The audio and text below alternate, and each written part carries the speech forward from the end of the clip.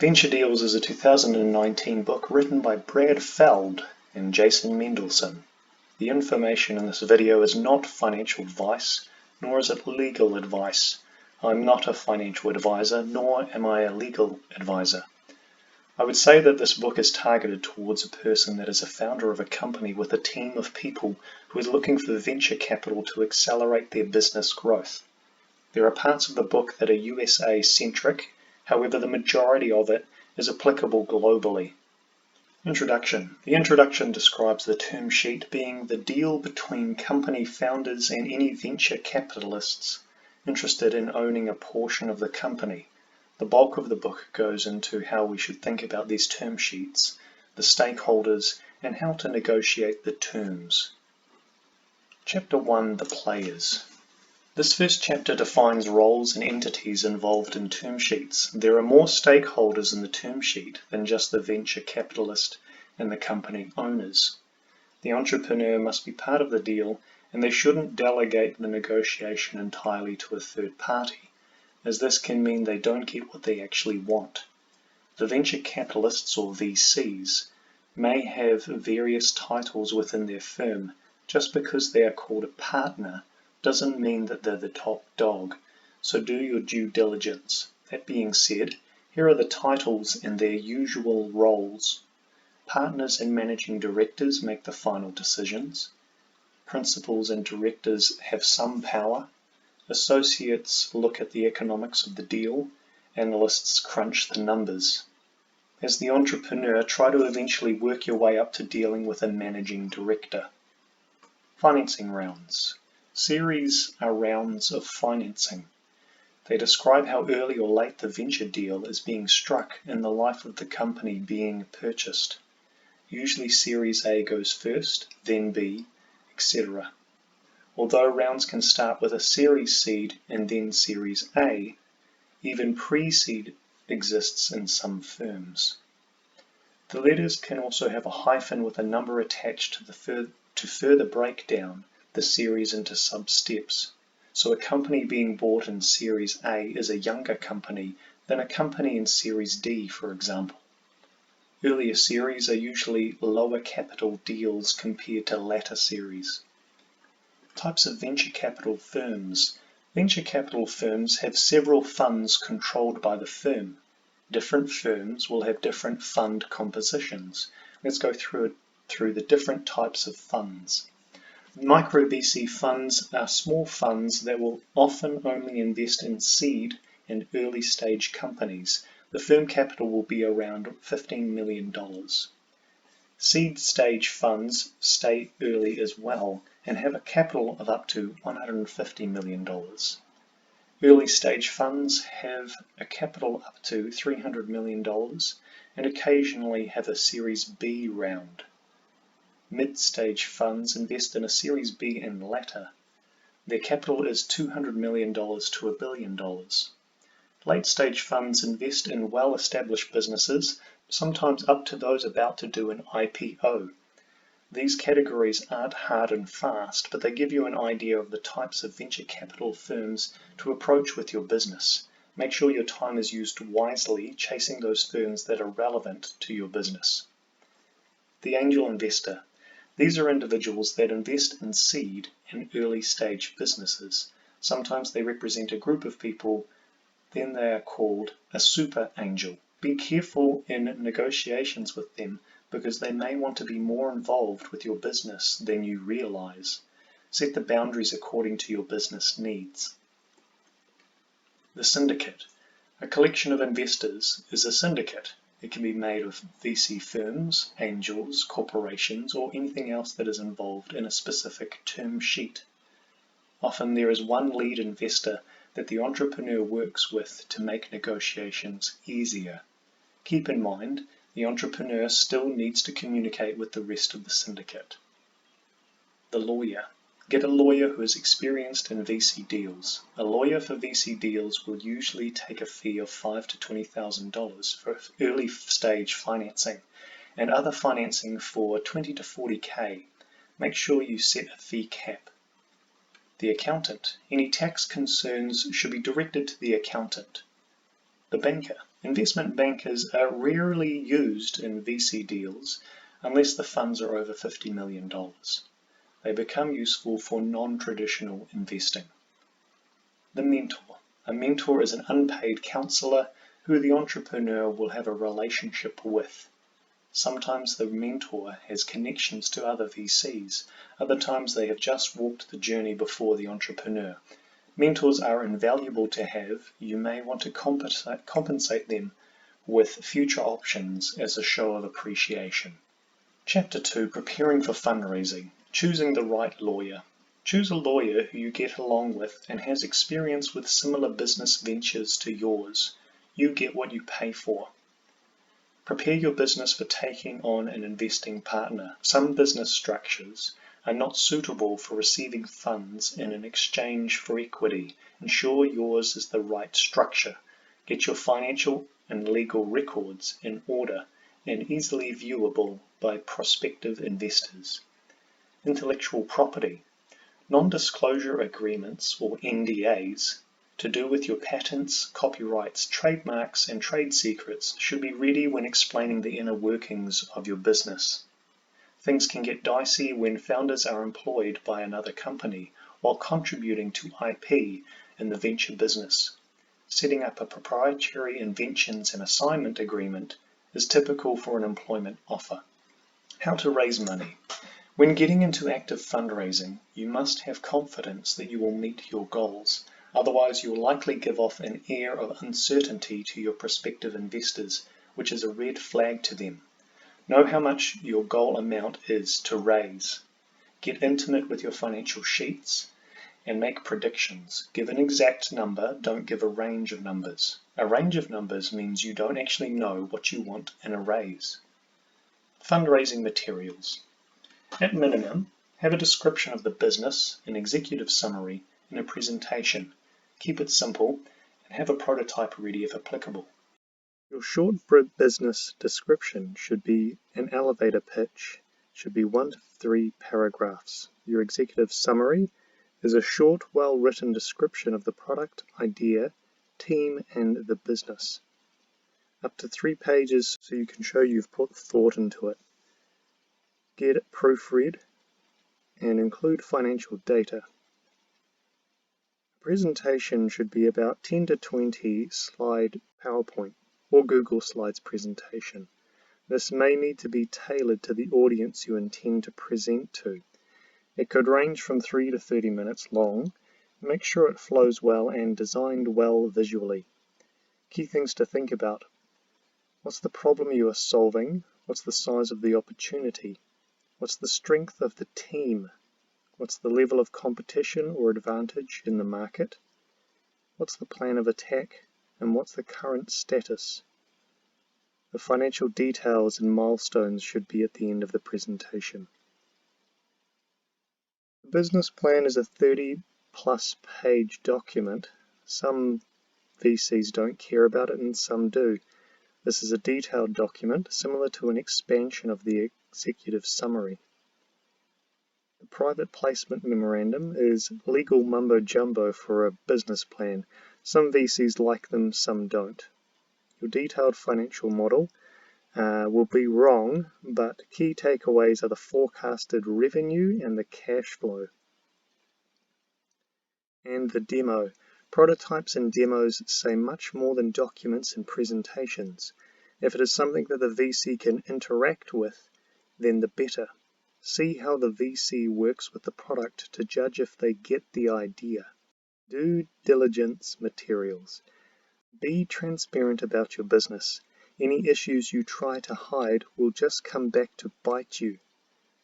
Finding the right VC. Read up about the VCs you are going to approach. Talk to friends and check social media or their website. You want to get an idea about who they are and what they are interested in. If you can start a genuine relationship beforehand, then this is a good idea. A relationship with a VC lasts a couple of years at least, so you both need to be sure it'll work out. Finding a lead VC. Engage with the VC who is keen to lead. VCs who are not interested will not likely be swayed. VCs who are maybes you should spend time on and have them ready when you find a lead so you can set up a syndicate. Any slow no VCs are probably not worth spending time on. How VCs decide to invest. Most VCs are open to entrepreneurs they know or entrepreneurs that their VC peers know. Meet with people from VC firms and get an idea of how much pull that person has in the firm. You should work your way up from there. The VC will have a lot of questions. If they show disinterest because of what they see, then it could just mean you're barking up the wrong tree.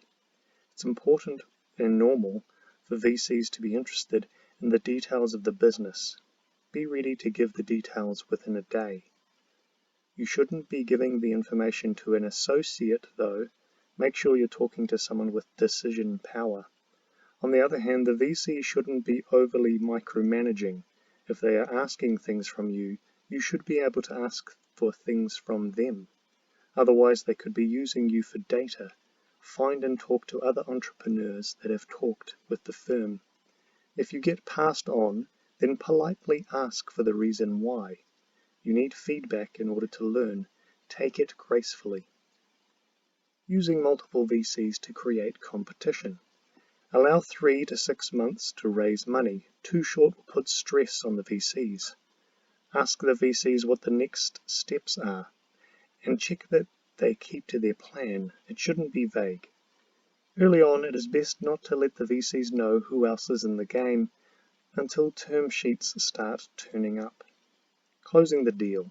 Some term sheets aren't the final nail in the deal. Check the fine print. There are usually a second sheet, definitive documents that need to be signed and checked by the VC's investment committee. This is normal and sometimes gets checked by lawyers. Chapter 4, Overview of the Term Sheet. Economics and Control. Economics is the return on investment for the investors, and control is to do with how investors can influence the business. Chapter 5, Economic Terms of the Term Sheet. Valuation of a business is pre-money and post-money. Pre-money valuation is the valuation of the business capital before the financial investment, and post-money valuation is after. Be careful when valuations are thrown around because it signifies the equity amount for the investor. If you're unsure, then ask. Most investors quote post-money. The same idea of pre and post turns up with the employee option pool and how it is calculated. VCs will want that pool to be large, but this dilutes the old shareholders' share in the company. VCs evaluate the company based on the stage of the company, the competition with other investors, the experience of the company team, the market, the VC's personal tastes, and the economic climate. Liquidation preferences, warrants, vesting, and anti-dilution are covered in a fair amount of detail in this chapter. Chapter 6, Control Terms of the Term Sheet. Board of Directors. Don't get too many cooks. Early stage boards usually have 3 to 5 members. Protective provisions are rules set by the VC to prevent the business making specific moves that could be against the interest of the VC. Things like selling the company or buying back common stock. Be future focused when considering these rules. There are also notes on drag-along and conversion terms. Chapter 7, Other Terms of the Term Sheet. Things you should watch out for. Protect your board members' decision-making abilities. And be wary of terms that are set around the idea of material adverse change, which is vague. This chapter goes into a lot of the nitty-gritty regarding common clauses, terms, and what to expect as industry standard. Chapter 8, Convertible Debt. Convertible debt is debt that can be converted into future equity. Sometimes this is at a discounted amount for shares. There are pros and cons to this type of financing, and it depends on the context of the business. Convertible debt often causes the founders to estimate the future value of the business, which can reduce financing options later on. Discounts range from 10 to 30%. Interest rates should be low, around 5 to 12%. Terms are shorter than a year, and there is an amount required for the company to raise in order for the debt to convert. There is a section on warrants in this chapter as well. Chapter 9, the Capitalization Table. The cap table is a summary of the distribution of the shares. You should check the numbers and not rely on your lawyer to get it right. Do your due diligence and get the math done. Chapter 10, Crowdfunding. Crowdfunding is essentially pre-selling a product with the intention of fulfilling orders later. If the funding falls short or expenses are higher than expected, then a company can sell equity to make up the shortfall. Equity crowdfunding is also possible, but are legally intricate depending on your nation state. Token crowdfunding is very briefly mentioned in this chapter, as it is a relatively new practice. Chapter 11, Venture Debt. Venture debt has its own pros and cons when compared to venture capital. They are more likely to come from a firm or a bank. There are sometimes other perks to working with a venture debtor, such as networking and other startup resources. Venture debt is often not used for early-stage companies. Venture debt is similar to other loans. It must be paid back at some point in the short or medium term, where equity is usually held long-term. It is a good idea to be in good relationship and communication with your lender. You'll be surprised what tolerances they have when you show transparency and goodwill. This chapter touches on financial covenants, amortization terms, and other loan-related concepts. Chapter 12, How Venture Capital Funds Work. Most funds run on a 5-year cycle of investing into new companies. Ask a VC when they last invested in a company. If it's more than a year ago, then they are probably not going to invest for a while. You can be more to the point and straight ask, when do you expect to be raising a new fund? If a fund is reaching the end of its life cycle, it's more likely that the companies are going to be pressured to generate liquidity. This chapter also goes into concepts to do with reserves, cross-funding, and departing partners. Chapter 13, Negotiation Tactics. One advantage you have over the VC as the entrepreneur is time. VCs want the process to happen as efficiently as possible. Learn about your VC, what are their likes and dislikes, get to know them personally, and plan ahead. Reputation is important. Don't spoil yours, and be aware of the VC's reputation. If the negotiation comes across a point that you won't bend on, as you walk away, let the other party know what the sticking point is. Don't bluff. Make sure you can back up your threats. Let the VC show their proposed term sheet first, otherwise you may start the negotiations too low or in the wrong way. Never show term sheets from other interested parties, but do use other interest in your negotiation tactics.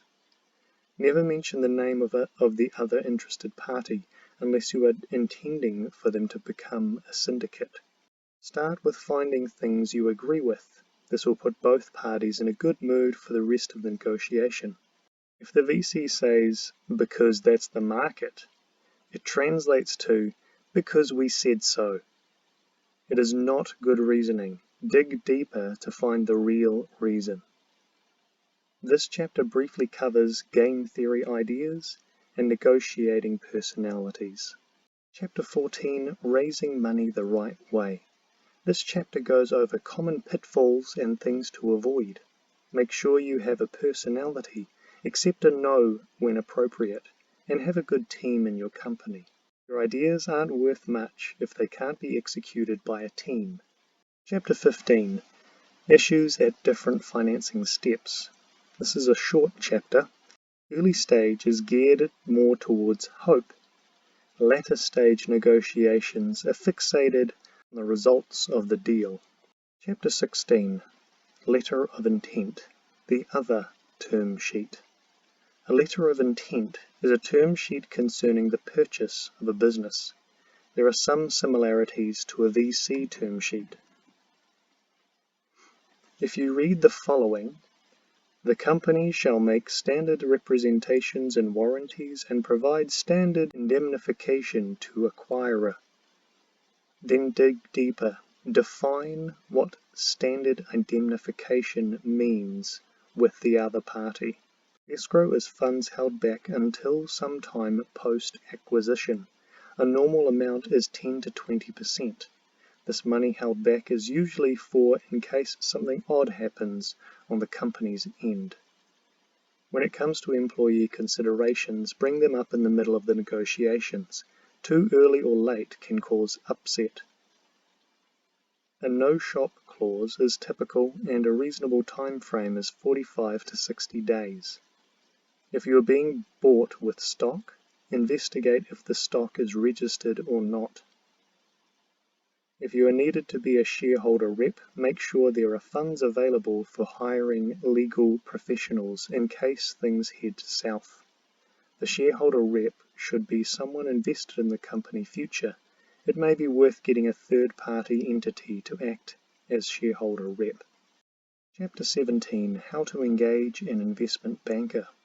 Investment bankers are usually great for acquisitions, as they can expose your company to the market of acquirers. You want your investment banker to have experience in closing the deal, well known in your community, and have industry knowledge. You want them to be confident in the way your team conducts daily business, for example, telecommuting. Chapter 18. Why do term sheets even exist? Term sheets help limit harmful behavior from either party and makes the intentions of the agreement clear if it comes into question in the future. Chapter 19. Legal things every entrepreneur should know. Patents can cost 10 to 25k and can take a year to initialize. It may not be worth getting patents if the industry you are targeting changes too quickly. Get counsel. Get a good employment lawyer if you are considering hiring. Employment law is complex and changes from nation to nation, state to state. Consider carefully whether you will treat someone as an employee, which includes wages and tax, or if they are a consultant, and this will affect how you do business deals with that individual. Your corporate structure should be a C Corp in order to make shares more easily tradable, compared to an LLC. Conclusion. Venture Deals is a great book for getting introduced to the terminology used in venture capital deals. There is also some exploration around what are common business practices. There are also examples of clauses for each discussion point. I would recommend reading Venture Deals if you are wanting a good cover of the basics. Thank you for listening.